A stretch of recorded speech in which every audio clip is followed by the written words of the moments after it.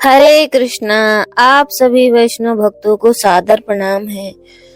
तो षटतिला एकादशी का दुर्लभ संयोग इस बार 2026 की षटतिला एकादशी जो है प्रथम एकादशी वो बहुत महत्वपूर्ण है और शुभ है। मुहूर्त, दान और पूजा का महत्व।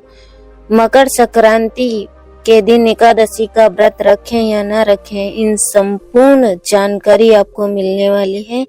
और आपके मन में बहुत सारे प्रश्न होंगे कि 14 तारीख को मकर संक्रांति है तो उस दिन एकादशी व्रत रखें या ना रखें, तो आपको संपूर्ण जानकारी मिलेगी। वीडियो के अंत तक बने रहें। मकर संक्रांति 2026 पर षटतिला एकादशी का दुर्लभ संयोग बनेगा। इस दिन स्नान, दान और पूजा का फल कई गुना बढ़ेगा और सूर्य उपासना से सुख समृद्धि मिलेगी। हिंदू धर्म में मकर संक्रांति को सूर्य के राशि परिवर्तन और उत्तरायण के आरंभ का पर्व माना जाता है। वर्ष 2026 में यह पर्व 14 जनवरी बुधवार को मनाया जाएगा। इस बार मकर संक्रांति पर भगवान विष्णु को समर्पित षटतिला एकादशी का दुर्लभ संयोग बन रहा है, जिससे इस दिन का धार्मिक महत्व और भी बढ़ गया है। मान्यता है कि इस दिन विशेष योग से किया गया स्नान, दान, पूजा कई गुना पुण्य प्रदान करता है। मकर संक्रांति के दिन सूर्य धनु राशि से निकलकर मकर राशि में प्रवेश करते हैं। इसी के साथ सूर्य उत्तरायण हो जाते हैं, जिसे देवताओं के दिन की शुरुआत कहा जाता है। इस दिन से विवाह, गृह प्रवेश और अन्य शुभ कार्यों पर लगी रोक भी समाप्त हो जाती है। 2026 में इसी दिन षटतिला एकादशी होने से इसका आध्यात्मिक प्रभाव अधिक शक्तिशाली माना जाता है। शुभ मुहूर्त और पुण्य काल पंचांग के अनुसार 14 जनवरी 2026 को दोपहर 3:13 सूर्य का मकर राशि में प्रवेश होगा। पुण्य काल है 3:13 से लेकर 5:45 तक। पुण्य काल, महापुण्य काल 3:13 से लेकर 4:58 तक। इस दौरान स्नान, दान और पूजा करना अत्यंत लाभकारी बताया गया है। कैसे करें पूजा? मकर संक्रांति पर सूर्य देव और षटतिला एकादशी पर भगवान विष्णु की पूजा विशेष फलदायी मानी जाती है। सूर्योदय से पहले काले तिल और गंगा जल मिले जल से स्नान करें। तांबे के लोटे में जल, लाल फूल, अक्षत और तिल डालकर सूर्य को आरती दें। ओम सूर्याय नमः या ओम घृणी सूर्याय नमः मंत्र का जाप करें।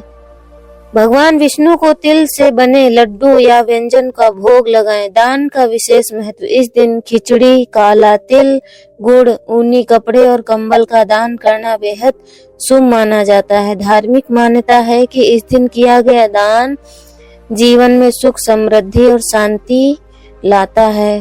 तो मकर संक्रांति के दिन एकादशी पड़ रही है, तो इस दिन अन्न का सेवन नहीं करेंगे, अन्न वर्जित है, इसलिए फल का दान करेंगे और अन्य जरूरी वस्तुएं भी दान करेंगे। और दान यदि आपको करना है तो उस दिन वो निकाल के रखें और अगले दिन दान करें, द्वादशी के व्रत पारण के समय। मकर संक्रांति के दिन पितरों का तर्पण करें। आदित्य हृदय स्रोत का पाठ कर सूर्य देव की आराधना करें। सात्विक और शुद्ध भोजन का सेवन करें, फलाहार ना करें। इस दिन मांस, मदिरा, तामसिक भोजन से दूरी बनाएं।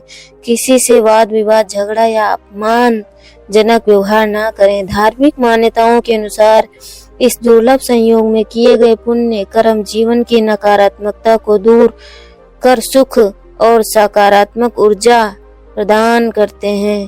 तो इस दिन विशेष ध्यान देना है और व्रत का संकल्प लेकर व्रत रखना है। षटतिला एकादशी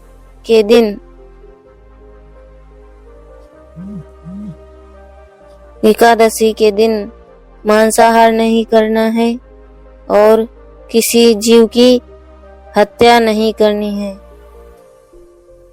इसलिए एकादशी के दिन सभी बातों को ध्यान से सुनना और पढ़ना जरूरी है। तो एकादशी के दिन हमें अन्न नहीं खाना है और पूजा विधि जो बताई गई है उसका ध्यान रखना है। ओम नमो भगवते वासुदेवाय नमः। ओम ह्रीं लक्ष्मी वासुदेवाय नमः। ओम नारायण विद्महे वासुदेवाय धीमहि तन्नो विष्णु प्रचोदयात्। ओम नमो नारायण श्रीमन्नारायण नारायण हरि हरि। ओम नारायण नमः। ओम विष्णुवे नमः। ओम विष्णुवे नमः। हरे कृष्णा कृष्णा कृष्णा हरे हरे, हरे राम राम राम हरे हरे। इस मंत्र का जाप करें और प्रसन्न रहें। अधिक से अधिक जाप करें।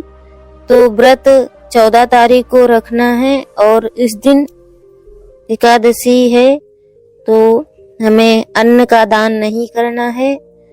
हमें व्रत वाले दिन सिर्फ फलाहार का दान करना है, क्योंकि इस दिन अन्न वर्जित होता है। और इस दिन गंगा स्नान करना चाहिए। यदि गंगा तट पर ना जाएं तो घर में नहाने के पानी में गंगा जल मिलाकर स्नान करें। तन और मन से पवित्र होने के बाद सबसे पहले सूर्य नारायण को आर्घ्य दें।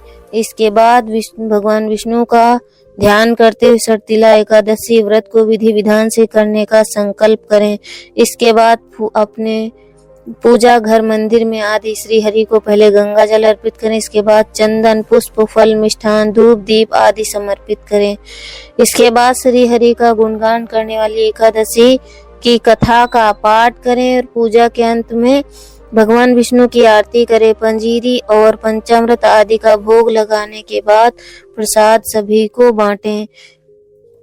और विधि विधान से पूजा करने से प्रभु श्री हरि की कृपा बरसती है और उसके जीवन में जुड़ा हर दुख दरिद्र और दुर्भाग्य दूर हो जाता है। यह व्रत सभी पापों का नाश करके व्यक्ति को सभी सुख प्रदान करता है। षटतिला एकादशी के पुण्य प्रभाव से साधक सभी सुखों को भोगता हुआ अंत में विष्णु लोक को प्राप्त होता है। भगवान विष्णु के इस पावन व्रत में दोषों को दूर करने और मनोकामना को पूरा करने के लिए तिल का छात्री के स्नान उपनयन हवन तर्पण भोजन आदि में प्रयोग किया जाता है। तो आपको और जानकारी मिलेगी और एकादशी की कथा का वीडियो हम आपके समक्ष जल्दी ही लेकर प्रस्तुत होंगे। तब तक के लिए श्रवण करें, भगवान के नाम का जाप करें, भक्ति करें, प्रसन्न रहें। हरे कृष्णा।